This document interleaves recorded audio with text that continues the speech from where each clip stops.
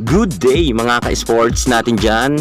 Dahil nga papatapos na ang PVL 2024, dito naman ngayon ating sisilipin ang mga awardee naman pagdating nga sa kanilang mga naging ganap sa paglalaro nga.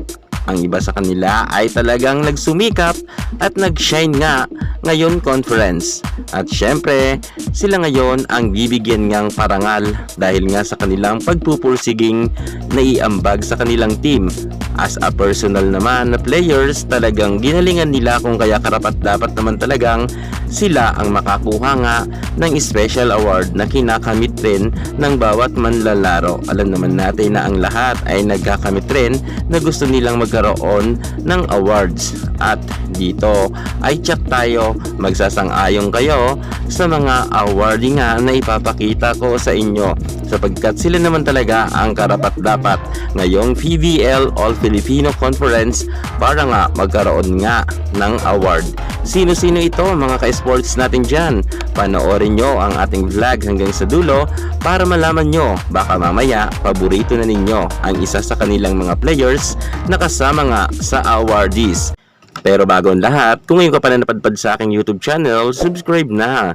I-click ang ating notification bell para lagi kang updated sa lahat ng issue sa volleyball. Susunod na.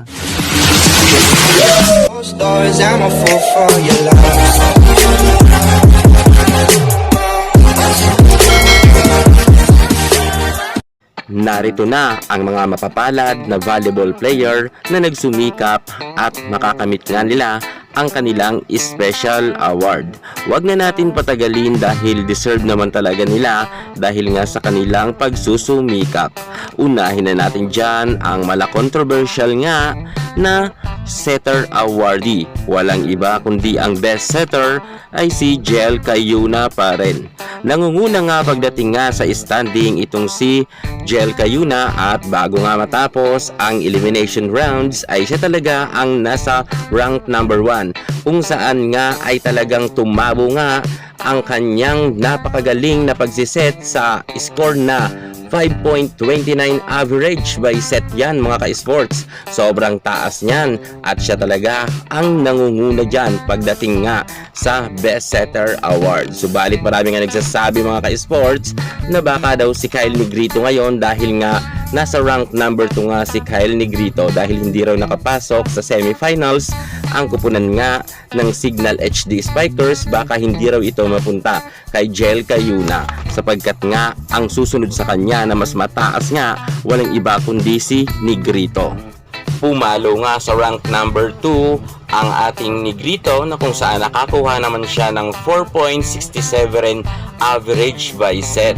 Pumapangalawa nga siya kay Jel Cayuna. Marami nga nagsasabi na baka masungkit naman daw ngayon ni Kyle Negrito ang award ng best setter sapagkat laglag naman daw kasi ang signal sa Final Four. Pero abangan na lang natin yan kung si Kyle Negrito ba talaga or si Jel Cayuna. Dahil nga si Kim Fajardo ay nasa pangatlong pwesto ay malabo rin nga ang mabigyan ng award sapagkat nga tanggal rin sila sa Final Four. Pero marami nagsasabi na kahit tanggal daw itong si Jel Cayuna, siya pa rin ang karapat-dapat na bigyan nga ng award bilang best setter sapagkat nga 5.29 average by set siya. Sobrang layo niya kay Kyle Negrito na nasa pangalawang spot nga na nakakuha lamang nga ng 4.67 at samantalang si Mars Alba ay nasa panglimang pwesto na meron lamang 3.69 average by set.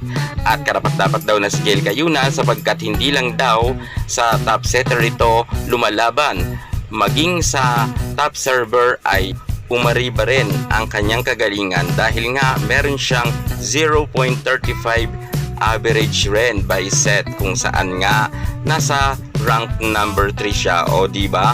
Number 1 nga si Jel Cayuna bilang best setter at number 3 siya bilang best server. So sa tingin nyo mga ka-sports, makukuha kaya ni Negrito na kasama nga ngayon sa semifinals samantalang si Jel Cayuna ay laglag nga sa semifinals? Kung sino man ang magiging best setter sa dalawang ito, check tayo na marami talagang maging bulong-bulungan na naman. Lalo nga ay sobrang galing talaga ni Jel Cayuna ngayon at taas nga ng percentage niya. Subalit yun na nga ang sinisilip rin ng mga netizen, laglag nga ang kanyang team sa semifinal. Samantalang si Kyle Negrito ay buhay na buhay ang kanyang team at lalaban nga para sa semifinals. Sino sa tingin nyo ang mas magaling at makakakuha ng award? Si Cayuna ba o si Negrito? Comment naman kayo sa baba. Dumako naman tayo pagdating nga sa mga pinakamagagaling na libero. Ang karapat-dapat na magkaroon ng award walang iba kundi si Dawn Makandili Katindig sapagkat nga nakakuha nga siya ng 47.95. Grabe mga ka-sports natin dyan. As a libero, sobrang ginalingan niya talaga. Maging sa best digger ay nakakuha pa siya ng 5.38 average by set at number 2 siya dyan. At number 1 naman siya sa pagiging best libero. Grabe si Dawn Makandili. Kaso ang problema nga lang ay hindi pasok ang kanyang team pagdating nga sa semifinal. So, maaagaw ba ang award na yan kay Dawn Makandili?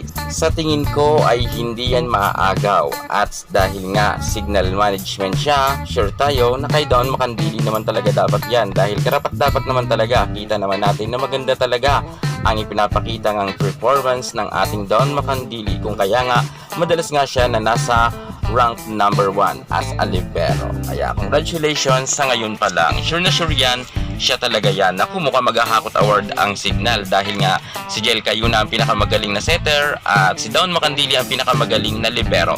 Dumako naman tayo sa mga magagaling naman na middle blocker. Pumalo naman si Fifi Sharma sa number 1 ranking kung saan nakakuha nga siya ng 0.66 average by set at number 2 naman si Pangs Panaga na meron naman 0.64 average by set. Ngunit mga ka-sports, alam naman natin na hindi nga pasok ang team nga ng ating Fifi Sharma, so ibig sabihin baka maagawan rin siya ng award nga bilang best middle blocker. Ganyan na dati ang nangyari kay Chang Abi Maranyo nang hindi nga makapasok sa rank number 4 ang kanyang team. Kahit nangunguna nga si Chang Abi as a middle blocker ay hindi niya nakuha ang award. Marami nga noon ang pumalag na mga fans nga ni Abi Maranyo dahil nga nasa number 1 daw na ranking si Abi Maranyo sa middle blocker award nga na posisyon, ngunit hindi niya nakuha ang award na yan. Pero sure tayo si Pangs Panaga ay makukuha niya talaga ang award niya sapagkat bukod sa kasama nga siya sa Final 4 ay mas gagalingan pa ni Pangs Panaga, lalo na meron pa silang huling laban kontra nga sa PLDT. Kaya sa ngayon pa lang, congratulations na kaagaran sa ating good vibes player na si Pangs Panaga bilang best middle blocker. Atin naman puntahan ang posisyon na opposite hitter. Nagsusolo nga ngayon si Tots Carlos na halos wala nga siya masyadong kalaban para nga sa award na yan bilang best opposite hitter. At sure tayo 100% ay si Tots Carlos lamang ang makakakuha niyan dahil nga 55.56 average nga siya success rate. Grabe talaga itong si Tots Carlos. So ibig sabihin siya talaga ang nangunguna sa best opposite hitter nga pagdating sa posisyon na yan ay wala sa kanyang makakaagaw dyan dahil ang kanyang mga katapat ay talagang talong-talo naman talaga ni Tots Carlos. Kung kaya congratulations muli sa ating good vibes player na si Tots Carlos bilang best opposite hitter ngayong 2024 sa PVL All Filipino Conference. Siya talaga ang magkakaroon ng award na yan, 100.1%. Dumako naman tayo sa outside hitter. Pagdating nga sa outside hitter, grabe, ginula talaga tayo ni Jonas Abete kung saan nga meron nga siyang 40.79 average by set. So ibig sabihin talaga si Jonas Abete ang makakakuha ata ngayon ng award bilang best outside spiker. Grabe, nanggugulat talaga ang ating Ate Jonas Abete. At kung makuha man ni Jonas Abete ang kanyang outside spiker award na yan, deserve niya naman yan mga ka-sport.